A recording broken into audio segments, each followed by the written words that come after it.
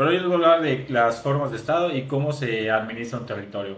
Puede ser Estado unitario, que puede ser centralizado, o puede permitir a las regiones que se administren un poco.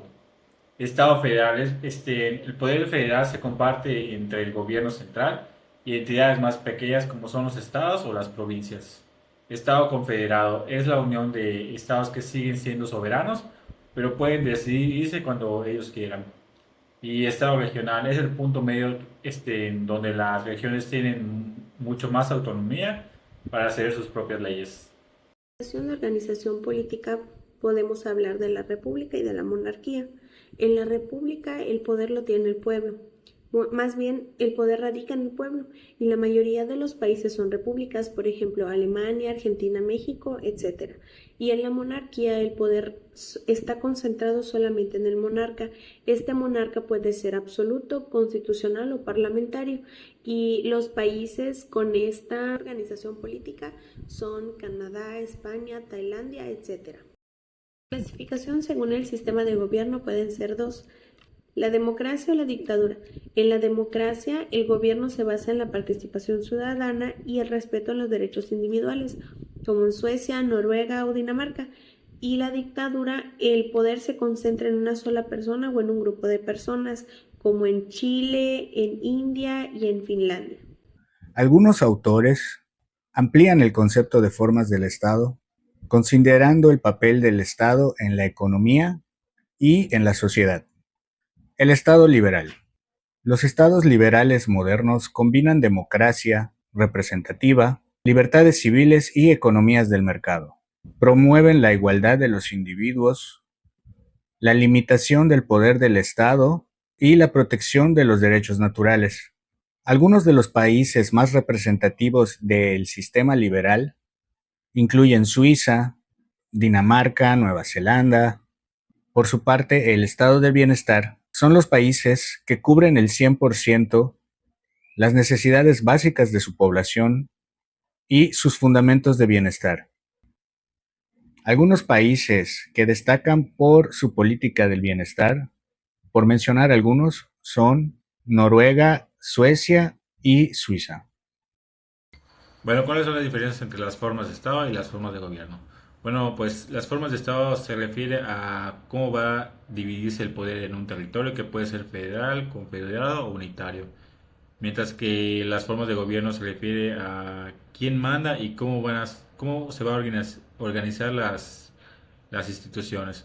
Es decir, mientras que las formas de Estado miran el mapa y decide dónde va a estar el poder, las formas de gobierno miran las instituciones y deciden cómo ejecutan las leyes y cómo eligen a sus gobernantes.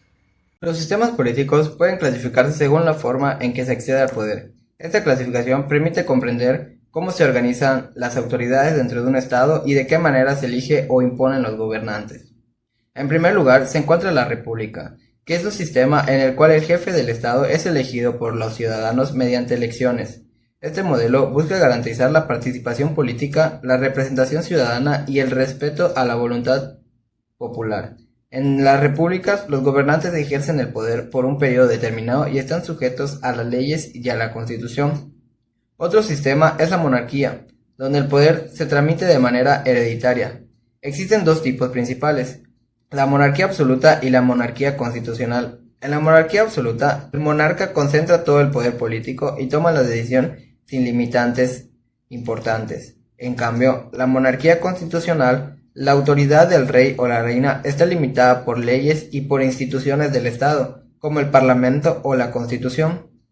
También existe la dictadura o autocracia, que se caracteriza por el poder que es tomado o mantenido sin respetar los mecanismos institucionales o democráticos. En este sistema, la autoridad se concentra en una sola persona o en un grupo reducido, limitando las libertades políticas y la participación ciudadana. Por otra parte, la teocracia es una forma de gobierno en la que los líderes políticos también son líderes religiosos, y las leyes del Estado se basan en principios religiosos. En este tipo de sistema no existe separación entre la Iglesia y el Estado, ya que las decisiones políticas se justifican mediante doctrinas religiosas, o por la interpretación de la voluntad divina. Algunos ejemplos de teocracias contemporáneas son Irán, Arabia Saudita, Afganistán y el Vaticano, donde la religión tiene una influencia directa en el poder político. Político es el conjunto de instituciones, organizaciones y procesos por los cuales una sociedad puede tomar decisiones colectivas y ejercer poder político. Incluye la interacción entre el Estado, los partidos políticos, las sociedades civiles y las normas jurídicas que rigen la vida política. Los sistemas políticos contemporáneos se caracterizan por su adaptabilidad a los problemas actuales. Tipos de sistemas políticos. La democracia. Se basa en la participación ciudadana, elecciones libres y respeto a los derechos humanos. El autoritarismo. Se centra en la concentración del poder en un líder o un grupo reducido oligárquico, limitando la participación política y restringiendo libertades civiles.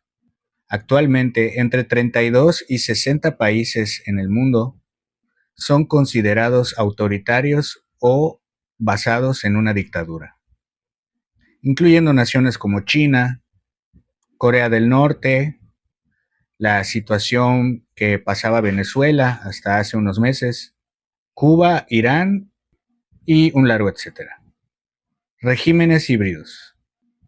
Combinan características democráticas y autoritarias, mostrando elecciones formales pero con restricciones en la libertad de prensa, partidos políticos y derechos civiles. Algunos ejemplos son Colombia, Egipto, Hungría y nuestro querido México. Además de su forma de organización, los sistemas políticos contemporáneos están influenciados por diversos factores. Entre ellos destacan los factores económicos, sociales e internacionales. Los factores económicos influyen debido a que la distribución de los recursos, la pobreza, la desigualdad y la globalización afectan la estabilidad y legitimidad de los gobernantes. Una economía fuerte suele favorecer la estabilidad política, mientras que las crisis económicas pueden generar conflictos y descontentos sociales. En cuanto a los factores sociales, elementos como la educación, la participación ciudadana y los movimientos sociales influyen directamente en la política y en la toma de decisiones. La sociedad tiene la capacidad de exigir cambios, defender derechos y promover reformas dentro del sistema político. Finalmente, los factores internacionales también tienen un papel importante. La presión de los organismos internacionales, los acuerdos entre países y la interdependencia global pueden influir en las políticas internas del Estado, en los procesos de consolidación democrática. En conclusión, los sistemas políticos presentan distintas formas de organización y acceso al poder y cada uno responde a una característica histórica, social y cultural específicas. Asimismo, factores económicos, sociales e internacionales influyen constantemente en su funcionamiento y evolución. Hoy en día los sistemas políticos se enfrentan a retos muy importantes que ponen a prueba su estabilidad, que pueden ser la democracia contra el autoritarismo.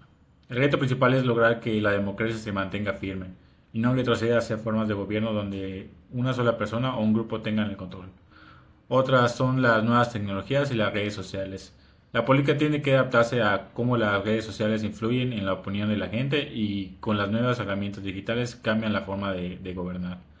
El conflicto y la desigualdad. El sistema debe aprender a manejar las peleas sociales, económicas que surgen por la falta de igualdad y por vivir en un mundo donde todo está conectado o globalizado. La democracia plena o híbrida se caracteriza por tener elecciones libres y justas, donde se respetan los derechos humanos y las libertades civiles. En México, por ejemplo, tenemos problemas con la violencia y la corrupción, lo que limita la efectividad de las instituciones democráticas. La democracia en Venezuela se caracteriza por un régimen autoritario, donde el poder se concentra en un líder y se restringe cualquier tipo de libertad política y civil. Se caracteriza porque el partido político tiene el control absoluto sobre la vida política y social, limitando las libertades de expresión y participación política.